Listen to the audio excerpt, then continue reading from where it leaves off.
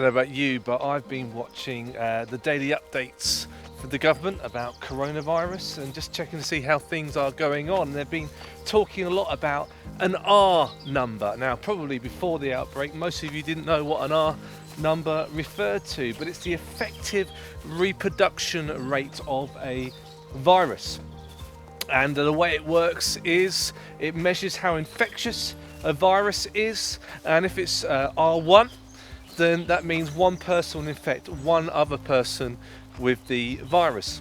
And if the value is over R1, then what you'll get is a exponential growth of a virus. It will spread quicker and quicker, and more people will get infected with the virus. If it's less than 1, then it will slow down. It will gradually decline. The virus will hopefully eventually die out. We're fortunately at the moment, due to a lockdown, we've managed to get the R value of COVID-19 down to less than 1. So we're seeing a slowdown in the rates of infection.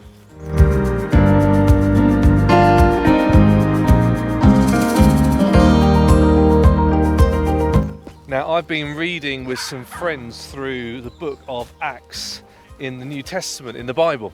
And it's a book that tells a story of those first few years of the church and how it grew rapidly in the Middle East and beyond in the Roman Empire, really, and even further than that. And at the beginning of Acts, we find the disciples emerging from hiding after the death of Jesus, full of the excitement of Jesus' resurrection and also full of the Holy Spirit. And in Acts chapter 2, we find Peter, one of the disciples, telling everyone who could hear about the good news of Jesus Christ. And after he told them this, 3,000 people believed and gave their life to Jesus Christ. Now that is highly infectious. That is an R number of 3,000, where one person spread the good news of Jesus Christ to 3,000 other people. But just to give you an idea, COVID got an R value, if left unchecked, of between 2 and 2.5.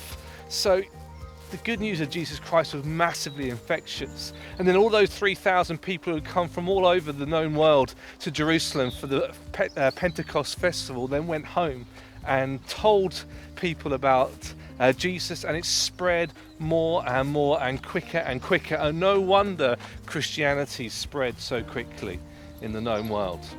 So why was this story about Jesus Christ so infectious?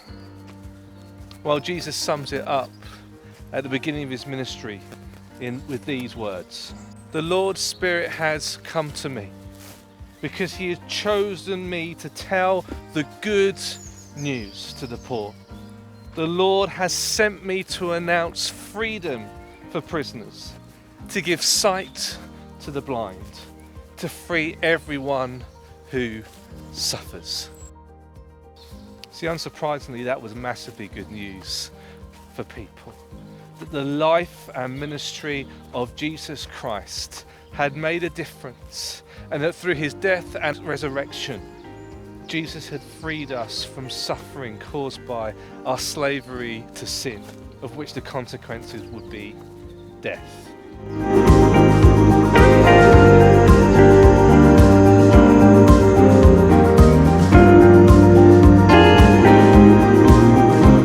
In the Western world in recent years, we're kind of built up an immunity to the good news of Jesus Christ.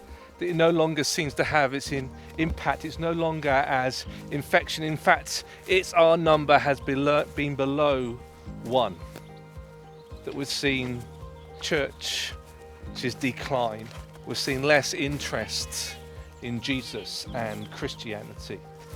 And yet my hope and my prayer is that at this time where so much has changed and so many of our foundations have been shaken, that people once again will become susceptible to the good news of Jesus Christ, that they will start to be open to the fact that Jesus really is good news.